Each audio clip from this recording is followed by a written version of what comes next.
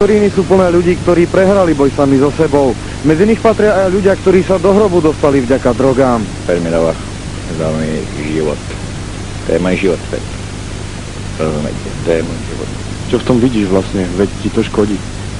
Mne to neškodí, mne to prospieva ako, tak vám poviem, ako mne to prospieva ako, viete, mne to prospieva ten FED, hej.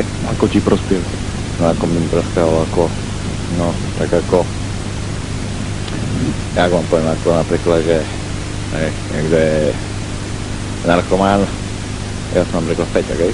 No ja to priznám, som feťak, hej, tak vám poviem, hej. Dalčianko, hej, že som feťak, hej. Ako, hej? A niekto bere, bongo, čongo a tak, viete, ako to má lito, viete?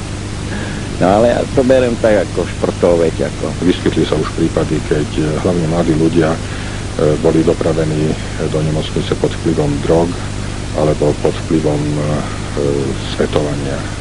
Ako často fetuje? No ako často fetujem, no tak už asi, 3 roky už asi, 3 roky. Ako často? Každý deň? Každý deň.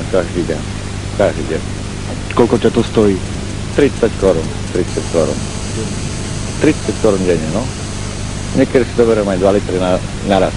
2 litry naraz. Tak ako, viete, no. A ešte ťa to neodrovnalo? Nebol si v nemocnici kvôli tomu? No, v nemocnici som ešte nebol ešte. Teraz máme ako na liečenie ako, ale rozmýšľal som o liečení, ale ešte o tom považujem ako, no, viete, ako to. Ale liečenie to je ako dobrá vec, ako hej, no.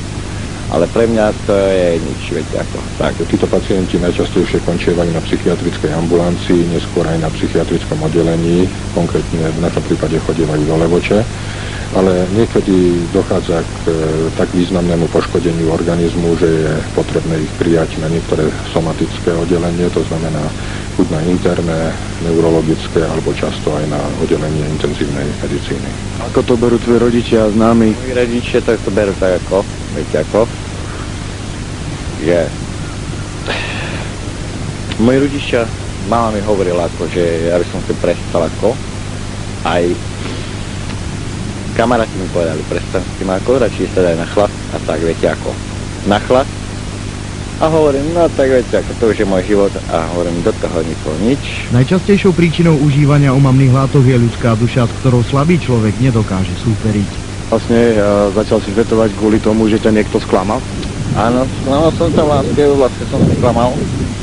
Tak vlastne som sa sklamal, viete ako. A tak to v živote chodí a predsa len každý takto neskončí.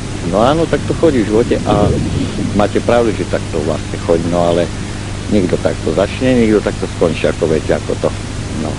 A ja som povedal, že ja pôjdem na liečenie, ja s tým prestavím a možno potom budeme mať Aťka rada. Najčastejšie sú poškodené pečeň, obličky, ale neskôr aj môže byť poškodené srdce a iné orgány. No tak prečo neprestaješ? Prečo si povedal, že prestať nechceš? Zrazu prestať chceš? Ešte túto fľašu som povedal. Príčiny závislosti sú rôzne. Rôzne sú aj drogy, ktorých závislí ľudia berú. Výsledok je však vždy ten istý. Ak navštívite Potatran